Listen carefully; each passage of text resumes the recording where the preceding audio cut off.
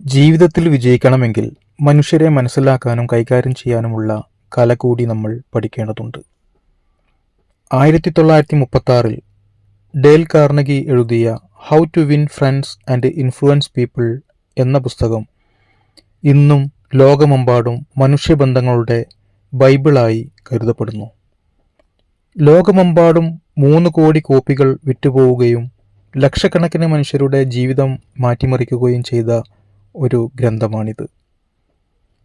ജനങ്ങളുമായി ആരോഗ്യകരമായ ബന്ധങ്ങൾ സ്ഥാപിക്കുന്നതിനും അവരെ സ്വാധീനിക്കുന്നതിനും സഹായിക്കുന്ന ചില പ്രധാന തത്വങ്ങൾ ഇതിൽ വിശദീകരിക്കുന്നു.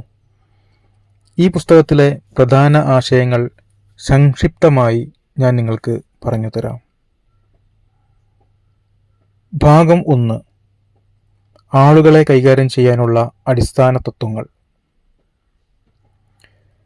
മനുഷ്യബന്ധങ്ങളുടെ അടിത്തറ പരസ്പര ബഹുമാനത്തിലും മനസ്സിലാക്കലിലുമാണ്. ഡെയിൽ കാർണിഗി പറയുന്നത്, മറ്റുള്ളവരുമായി ഇടപഴകുമ്പോൾ 3 സ്വർണ്ണ നിയമങ്ങൾ പാലിക്കണമെന്നാണ്. അതിലൊന്ന്, നമ്മൾ ബന്ധപ്പെടുന്ന ആളുകളെ വിമർശിക്കുകയോ കുറ്റപ്പെടുത്തുകയോ പരാതി പറയുകയോ ചെയ്യാതിരിക്കുക എന്നതാണ്. ആളുകൾ നിങ്ങളെ ഇഷ്ടപ്പെടണമെങ്കിൽ ഈ സ്വഭാവങ്ങൾ ആദ്യം ഒഴിവാക്കണം.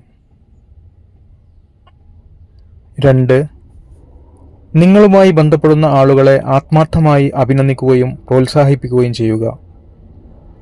മനുഷ്യരുടെ ഏറ്റവും വലിയ മാനസിക ആവശ്യമാണ് അംഗീകാരം. 3, മറ്റുള്ളവരിൽ ആഴത്തിലുള്ള താല്പര്യം ഉണ്ടാക്കുക എന്നതാണ്. നിങ്ങൾക്ക് മറ്റുള്ളവരിൽ താല്പര്യമില്ലെങ്കിൽ അവർക്ക് നിങ്ങളിൽ താല്പര്യമുണ്ടാകേണ്ട കാര്യമില്ലല്ലോ. ഭാഗം 2: നിങ്ങളെ എല്ലാവരും ഇഷ്ടപ്പെടാനുള്ള മാർഗങ്ങൾ. മറ്റുള്ളവരോട്, നമ്മൾ ബന്ധപ്പെടുന്ന ആളുകളോട് ആത്മാർത്ഥമായി താല്പര്യം കാണിക്കുക. പുഞ്ചിരിക്കുക. പുഞ്ചിരിക്കുന്ന മുഖങ്ങളെ എവിടെയും എല്ലാവരും സ്വീകരിക്കപ്പെടുന്നു. ഓരോ വ്യക്തിയുടെയും പേര് ഓർത്തുവെക്കുകയും പേര് വിളിച്ച് അവരെ അഭിസംബോധന ചെയ്യുകയും ചെയ്യുക. നല്ലൊരു കേൾവിക്കാരനാവുക.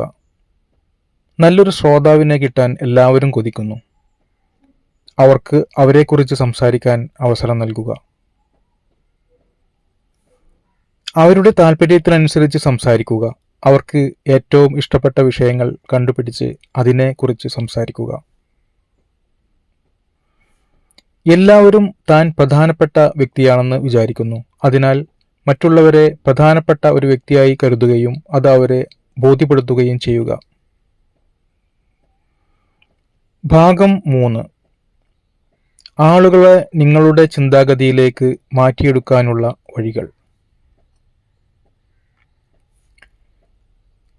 വാദപ്രതിവാദങ്ങൾ ഒഴിവാക്കുക. വാദത്തിൽ നിങ്ങൾ ജയിക്കുമ്പോൾ ഒരു സൗഹൃദമായിരിക്കാം നിങ്ങൾക്ക് നഷ്ടപ്പെടുക എന്ന് ഓർക്കുക. നമ്മളുമായി ബന്ധപ്പെടുന്ന അവരുടെ ഭാഗം തെറ്റാണെന്ന് നേരിട്ട് ഒരിക്കലും പറയരുത്. അവരുടെ അഭിപ്രായങ്ങളെ കേൾക്കുക, ബഹുമാനിക്കുക. അവരുടെ തെറ്റ് പരോക്ഷമായിട്ട് സൂചിപ്പിക്കുക. നമ്മുടെ ഭാഗം തെറ്റാണെന്ന് മനസ്സിലാകുമ്പോൾ അത് വേഗത്തിൽ സമ്മതിക്കുക. നമ്മുടെ ചിന്താഗതിയിലേക്ക് അവരെ കൊണ്ടുവരാൻ അതെ അതെ എന്ന് മറുപടി കിട്ടുന്ന ചോദ്യങ്ങൾ ചോദിച്ചുകൊണ്ട് സംഭാഷണം തുടങ്ങുക. മറ്റുള്ളവരെ കൂടുതൽ സംസാരിക്കാൻ അനുവദിക്കുക. പുതിയ ആശയങ്ങൾ ഉണ്ടാകുമ്പോൾ ആ ആശയങ്ങൾ അവരുടേതാണെന്ന് തോന്നുന്ന രൂപത്തിൽ അവതരിപ്പിക്കുക. അവരുടെ കാഴ്ചപ്പാടിൽ കാര്യങ്ങളെ കാണാൻ ശ്രമിക്കുക. അവരുടെ ഭാഗത്ത് നിന്ന് ചിന്തിക്കുക. അവരുടെ ആശയങ്ങളോടും ആഗ്രഹങ്ങളോടും സഹാനുഭൂതിയോടെ പെരുമാറുക. ഭാഗം 4: നേതാവാകാനുള്ള തത്വങ്ങൾ. ആളുകളെ അവരുടെ തെറ്റുകൾ അവരെ വേദനിപ്പിക്കാതെ തിരുത്താനും അവരിൽ മാറ്റങ്ങൾ കൊണ്ടുവരാനും സഹായിക്കുന്ന തത്വങ്ങളാണ് ഈ ഭാഗത്ത് പറയുന്നത്. പ്രശംസയോടെ സംഭാഷണം തുടങ്ങുക. സംഭാഷണത്തിന്റെ തുടക്കം പോസിറ്റീവ് ആയിരിക്കണം. തെറ്റുകൾ നേരിട്ടല്ലാതെ പരോക്ഷമായിട്ട് സൂചിപ്പിക്കുക. ആദ്യം സ്വന്തം തെറ്റുകൾ സമ്മതിക്കുക. തെറ്റു തിരുത്തുന്നത് എളുപ്പമാണെന്ന് തോന്നിപ്പിക്കുന്ന രൂപത്തിൽ സംസാരിക്കുക. അവരുടേത് ഒരു വലിയ തെറ്റായി അവതരിപ്പിക്കരുത് ഒരിക്കലും. അവരുടെ ചെറിയ പുരോഗതിക്ക് പോലും വലിയ പ്രശംസ കൊടുക്കുക. സന്തോഷത്തോടെ തെറ്റുകൾ തിരുത്താൻ കഴിയുന്ന അന്തരീക്ഷം സൃഷ്ടിക്കുക.